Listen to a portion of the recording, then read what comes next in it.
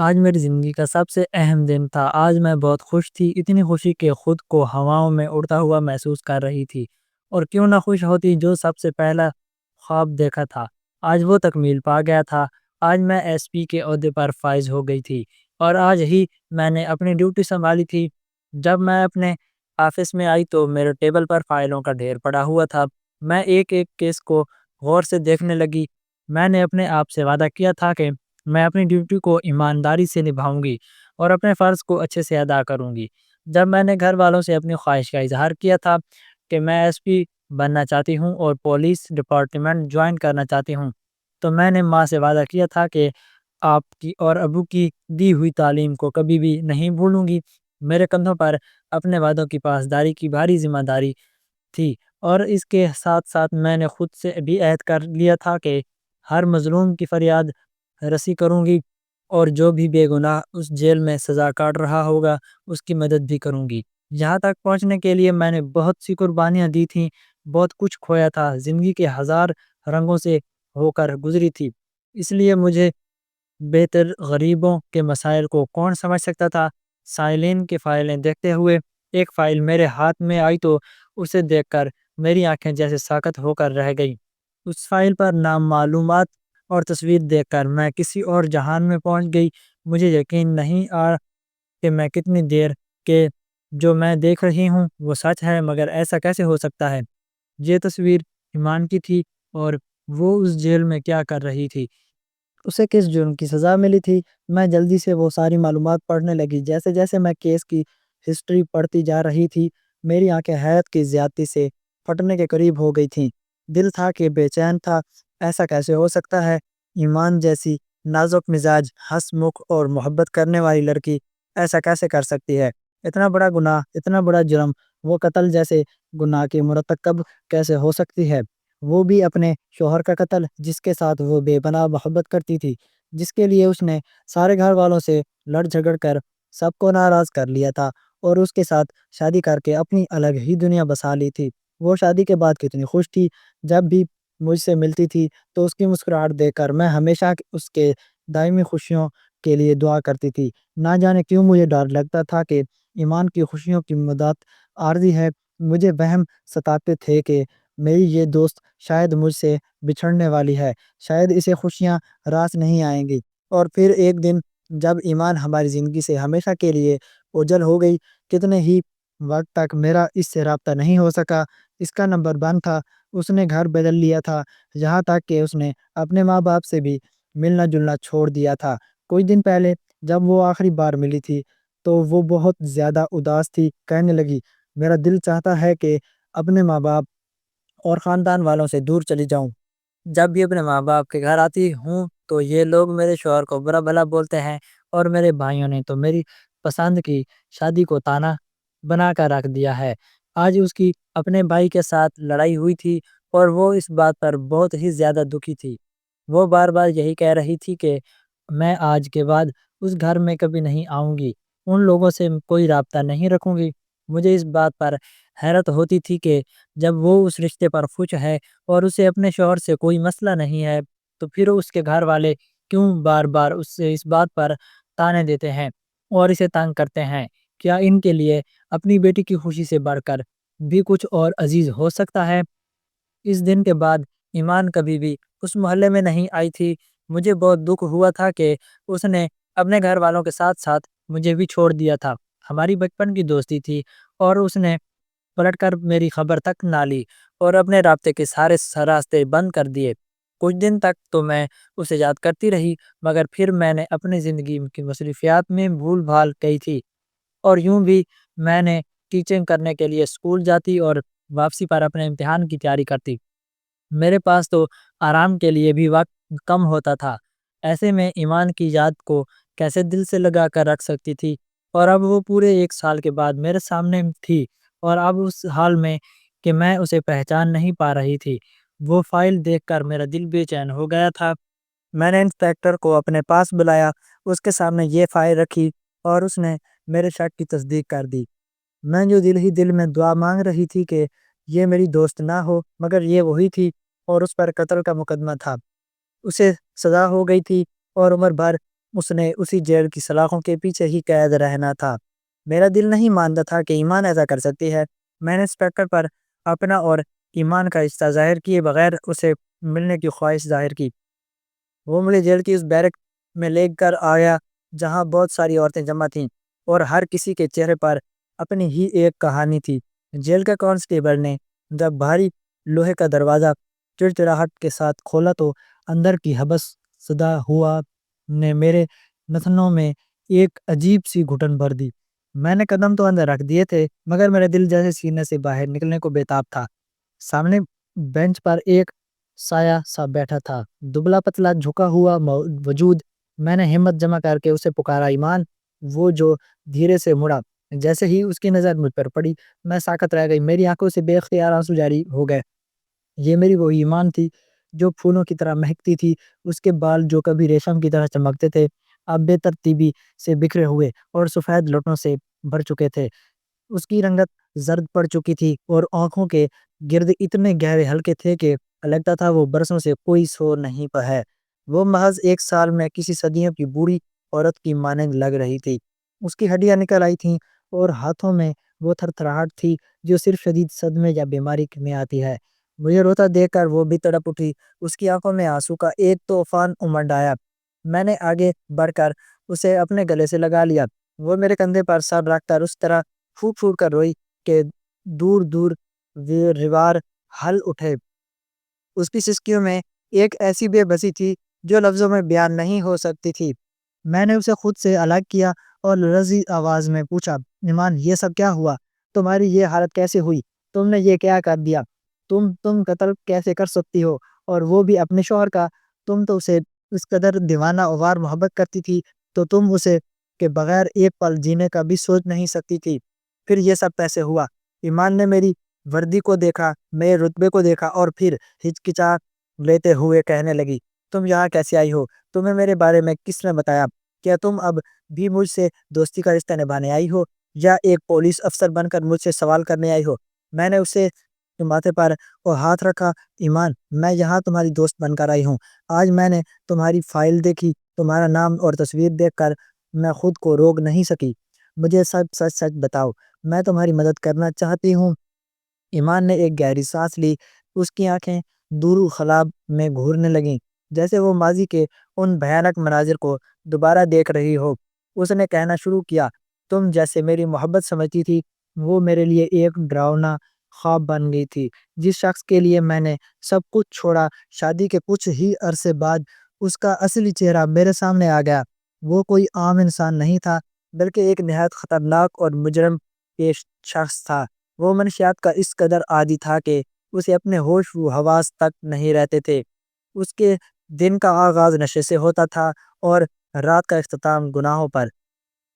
ایمان کی آواز میں لرزش بڑھ گئی، وہ بتانے لگی، وہ صرف خود نشہ نہیں کرتا تھا بلکہ اس کا گھر مجرموں کا گڑھ بن چکا تھا۔ ہر روز ہمارے گھر میں ایسے خوفناک شکلوں والے لوگ آتے تھے جنہیں دیکھ کر میرا کلیجہ منہ کو آتا تھا۔ وہ لوگ وہاں بیٹھ کر نشاط کا لین دین کرتے، گندی زبان استعمال کرتے اور گھنٹوں نشے میں دھت رہتے۔ میرا شوہر ان کے ساتھ مل کر جرائم کی منصوبہ بندیاں کرتا۔ میں نے کتنی بار اس کے پاؤں پکڑے، اسے واسطے دیے کہ خدا کے لیے یہ سب چھوڑ دو، ہمیں حلال کی روٹی روزی بھی میسر ہوئی تو میں خوش ہو رہوں گی، مگر وہ مجھے دھکے دے کر گرا دیتا۔ اس نے اپنی قمیض کی آستین تھوڑی اوپر کی جہاں اب بھی پرانے زخموں کے نشانات موجود تھے۔ وہ جب نشے میں ہوتا تو اسے یہ بھی یاد نہ رہتا کہ میں اس کی بیوی ہوں۔ وہ ان غلط لوگوں کے سامنے میری تذلیل کرتا۔ وہ لوگ جب گھر میں آتے تو میری روح کانپ جاتی تھی۔ وہ سب کے سب مجرم تھے، کسی پر چوری کا کیس تھا تو کسی پر ڈکیتی کا۔ میرا شوہر ان کا سرغنہ بنتا رہتا تھا۔ مجھے ہر وقت یہ ڈر رہتا تھا کہ کسی دن اس گھر میں کوئی بڑی واردات نہ ہو جائے۔ ایمان نے اپنی کہانی جاری رکھتے ہوئے کہا، ایک رات وہ رات میں کبھی نہیں بھول سکتی۔ اس کے وہیں مجرم پیشہ دوست گھر میں موجود تھے۔ ان کے درمیان پیسوں کی تقسیم پر سخت جھگڑا ہوا۔ میرا شوہر اس وقت شدید نشے میں تھا، وہ ان پر چلا رہا تھا، انہیں گالیاں دے رہا تھا۔ میں دوسرے کمرے میں چھپی یہ سب سن رہی تھی۔ اور کانپ رہی تھی۔ اچانک گولی چلنے کی آواز آئی، میں بھاگتی ہوئی وہاں پہنچی تو میرا شوہر خون میں لت پت فرش پر گرا ہوا تھا اور اس کے وہ دوست پستول وہیں پھینک کر فرار ہو رہے تھے۔ ایمان کے آنسو اب اس کے گالوں پر بہہ رہے تھے۔ میں نے اسے تڑپتے دیکھا، میں نے اس کا سر اپنی گود میں رکھا، میں چاہتی تھی کہ وہ زندہ رہے۔ میں نے چیخ چیخ کر لوگوں کو مدد کے لیے بلایا، میرے پورے کپڑے اس کے خون سے رنگ گئے تھے، لیکن جب پولیس آئی تو انہوں نے صرف مجھے وہاں دیکھا۔ پستول میرے نشانات تھے کیونکہ میں نے اسے ہٹانے کی کوشش کی تھی۔ کپڑوں پر خون تھا اور گہرا درد کا دروازہ اندر سے بند تھا۔ مجرم اتنی صفائی سے نکل گئے کہ سارا ملبہ مجھ پر آ گرا۔ وہ زور زور سے ہنسنے لگی، ایک ایسی ہنسی جس میں صرف دکھ تھا۔ لوگ نے کہا کہ بیوی نے تنگ آ کر شوہر کو قتل کر دیا۔ کسی نے یہ نہیں دیکھا کہ وہ شوہر کیا تھا، کسی نے ان مجرموں کا پیچھا نہیں کیا جو روز ہمارے گھر آتے تھے۔ مجھ پر شوہر کے قتل کا لیبل لگا دیا گیا، جبکہ میں نے تو اسے بچانے کی کوشش کی تھی۔ میں بے گناہ ہوں، میں نے قتل نہیں کیا، مجھے ایک ایسی سازش میں پھنسایا گیا ہے جس کا سر ڈھونڈنا اب شاید ممکن نہیں رہا۔ ایمان کی یہ باتیں سن کر میرے رونگٹے کھڑے ہو گئے۔ وہ لڑکی جو کبھی تتلیوں کے پیچھے بھاگتی تھی آج منشیات فروشوں اور قاتلوں کی بچھائی ہوئی بساط پر مہرہ بن چکی تھی۔ مجھے اس بے گناہی کی پورا یقین تھا کیونکہ میں اس کی فطرت سے واقف تھی۔ وہ اتنی کمزور ہو چکی تھی کہ اسے دیکھ کر لگتا تھا کہ اگر اسے جلد اس قید سے نہ نکالا گیا تو یہ دیواریں اسے نکل جائیں گی۔ جیل کی اس تاریک کال کوٹھڑی میں جب ایمان نے اپنی بتاتی سنائی تو میرے رونگٹے کھڑے ہو گئے۔ وہ لڑکی جو کبھی پھولوں کی طرح نازک تھی آج تپتی دھوپ میں مرجھائے ہوئے پودے کی مانند لگ رہی تھی۔ اس کی آنکھوں میں چھپا کرب اور اس کے لہجے کی تھکن یہ بتانے کے لیے کافی تھی کہ اس پر کیا گزری ہے۔ جب میں نے اس کی کہانی سنی کہ کس طرح اس کے شوہر کے مجرم پیش جی دوستوں نے اسے قتل کیا اور الزام ایمان پر ڈالا تو میرا خون کھولنے لگا۔ میں نے اسے گلے لگا لیا اور اس کے کان میں سرگوشی کی، ایمان تم اکیلی نہیں ہو، میں وردی پر لگے یہ ستارے تبھی چمکیں گے جب میں تمہیں انصاف دلاؤں گی۔ میں جب جیل سے باہر نکلی تو آسمان پر تارے چمک رہے تھے مگر میرا دل بوجھل تھا۔ میں نے اسی وقت فیصلہ کر لیا تھا کہ میں اس کیس کی بنیادیں ہلا کر رکھ دوں گی۔ اگلے دن آفس پہنچے ہی میں نے وہ پرانی فائل طلب کی جس پر شوہر کا قتل درج تھا۔ میں نے ایک ایک گواہ کو بیان پڑھا، ایک ایک ثبوت کا جائزہ لیا۔ ہر چیز اتنی صفائی سے ترتیب دی گئی تھی کہ کوئی بھی عام افسر اسے سچ مان لیتا، مگر میں جانتی تھی کہ سچ وہ نہیں جو نظر آ رہا ہے بلکہ سچ وہ ہے جو ایمان کی آنکھوں میں چھپا ہے۔ میں نے اپنے سب سے قابل اعتماد کانسٹیبل سلیم کو اپنے کمرے میں بلایا۔ سلیم نہ صرف ایک بہادر سپاہی تھا بلکہ وہ بھیس بدلنے میں بھی کمال رکھتا تھا۔ میں نے اسے فائل دکھائی اور کہا، سلیم یہ وہ مجرم ہیں جنہوں نے ایک معصوم لڑکی کی زندگی تباہ کر دی ہے، تمہیں ان کے گروہ میں شامل ہونا ہوگا۔ یہ خطرناک ہے، شاید تمہاری جان بھی جا سکتی ہے، مگر انصاف کی خاطر ہمیں یہ خطرہ مول لینا ہوگا۔ سلیم نے بغیر کسی ہچکچاہٹ کے حامی بھر لی۔ اس نے ایک نشئی اور معمولی چور کا روپ دھار کر گندے کپڑے، بکھرے بال اور چہرے پر کئی دن کی تھکن سجائے وہ ان مجرموں کے اڈوں پر منڈلانے لگا۔ ہفتوں کی محنت کے بعد وہ ان کے گروہ کے ایک رندے کالوں کا اعتماد جیتنے میں کامیاب ہو گیا۔ کالو ان لوگوں میں تھا جو ایمان کے شوہر کے ساتھ اٹھتے بیٹھتے تھے۔ سلیم نے ان کے ساتھ دن رات گزارے، ان کی طرح نشے کا کانا ٹک گیا اور ان کی ہر مشکوک سرگرمی پر نظر رکھی۔ کئی راتوں میں بے خوابی میں گزرتی، سلیم کے پیغام کا انتظار کرتی۔ ایک رات سلیم نے مجھے ایک خفیہ جگہ پر بلایا، اس کے چہرے پر تھکن تھی مگر آنکھوں میں کامیابی کی چمک۔ اس نے بتایا، میڈم یہ لوگ صرف قاتل نہیں، یہ نفسیاتی مریض بھی ہیں۔ ان کا ایک ساتھی جس کا نام شیرہ ہے، اسے اپنی طاقت دکھانے کا بہت شوق ہے۔ وہ جب بھی کسی کو قتل کرتے ہیں یا کوئی واردات کرتے ہیں تو وہ اس کی ویڈیو بنا لیتا ہے تاکہ باقیوں کو ڈرا کر رکھ سکے۔ اس نے ایمان کے شوہر کے قتل کی ویڈیو بھی اپنے موبائل میں محفوظ رکھی ہے۔ یہ سن کر میرے دل کی دھڑکن تیز ہو گئی۔ یہ وہ ثبوت تھا جو پانسا پلٹ سکتا تھا۔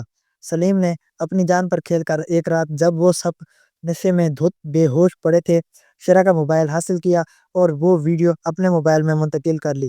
جب وہ ویڈیو میں نے اپنے لیپ ٹاپ پر دیکھی تو میرے ہاتھ کانپنے لگے۔ اس میں صاف نظر آ رہا تھا کہ کس طرح ان درندوں نے ایک معمولی جھگڑے پر ایمان کے شوہر کو گولی ماری اور پھر پستول ایمان کے قریب پھینک کر فرار ہو گئے۔ ایمان جو دوسرے کمرے سے بھاگتی ہوئی آئی اور اسے نہ سمجھی میں وہ پستول اٹھا لیا اور وہی اس کی سب سے بڑی غلطی بن گئی۔ میں نے وہ ویڈیو اور دیگر تمام شواہد لے کر عدالت کا دروازہ کھٹکھٹایا۔ یہ کیس دوبارہ کھلا، شوہر میں ہلچل مچ گئی، پولیس کے محکمے میں بھی کئی لوگ اس کے خلاف تھے، مگر میں اپنے موقف پر ڈٹی رہی۔ عدالت میں جب وہ ویڈیو چلائی گئی تو کمرے میں موجود ہر شخص کی آنکھ کھلی کی کھلی رہ گئیں۔ ایمان جو کٹہرے میں سر جھکائے کھڑی تھی، دھارے مار کر رونے لگی۔ جج نے تمام ثبوتوں کا بغور جائزہ لیا اور اپنا تاریخی فیصلہ سنایا۔ ایمان کو تمام الزامات سے باعزت بری کر دیا گیا اور ان اصل مجرموں کو گرفتار کر کے عبرتناک سزائیں سنائی گئیں۔ جب جج نے باعزت بری کے الفاظ ادا کیے تو مجھے ایسا لگا جیسے میرے سر سے ایک بہت بڑا بوجھ اتر گیا ہو۔ میں نے لپک کر ایمان کو گلے لگا لیا۔ وہ آزاد تھی، وہ اب ایک قاتلہ نہیں تھی، بلکہ وہ ایک مظلوم لڑکی تھی جسے اس کی سہیلی نے بچا لیا تھا۔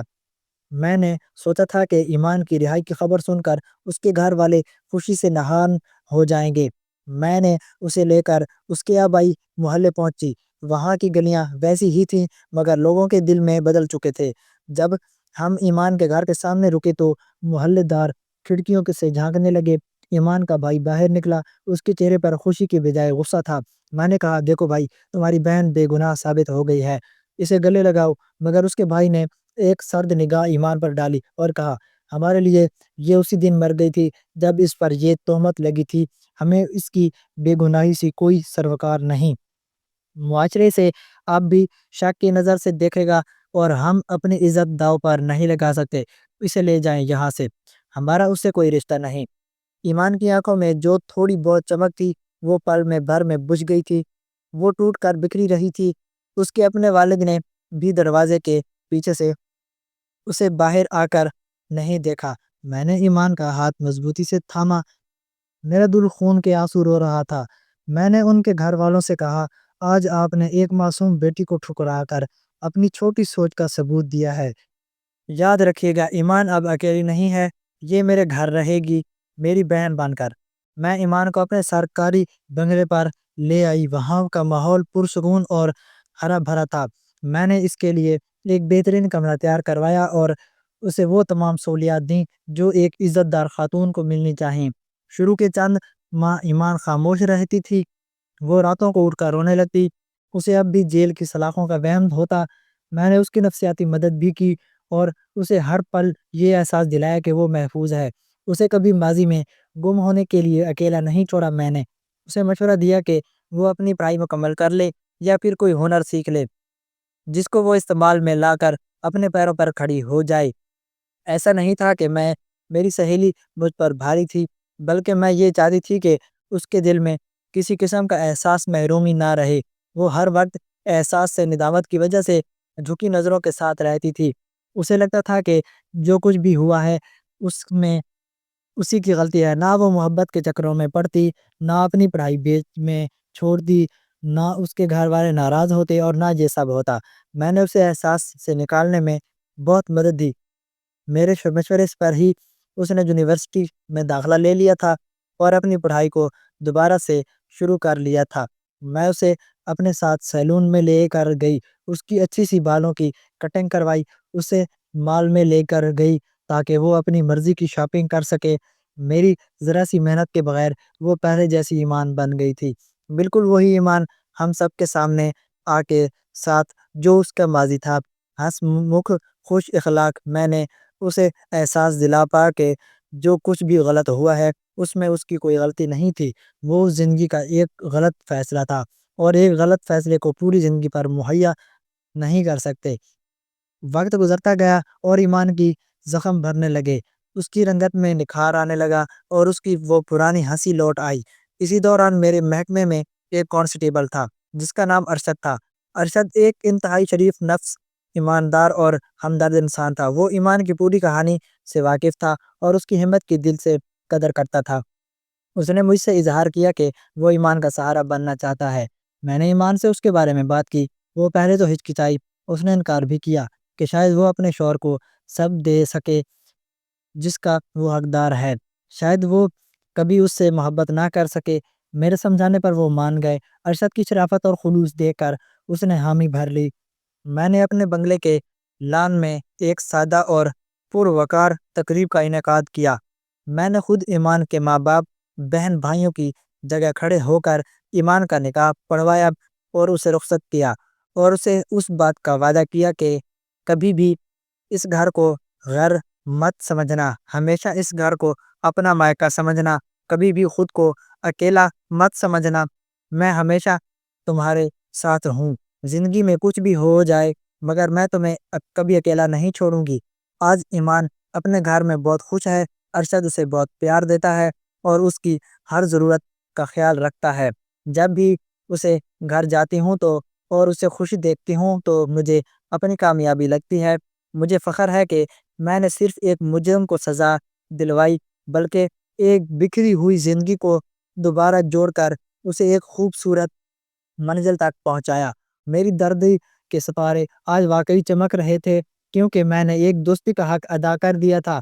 میں نے خود بھی ایک اچھے پڑھے لکھے اور معزز انسان سے شادی کر لی تھی اور اپنی زندگی کو نئے سر سے شروع کر لیا تھا۔ دوستو، اللہ حافظ۔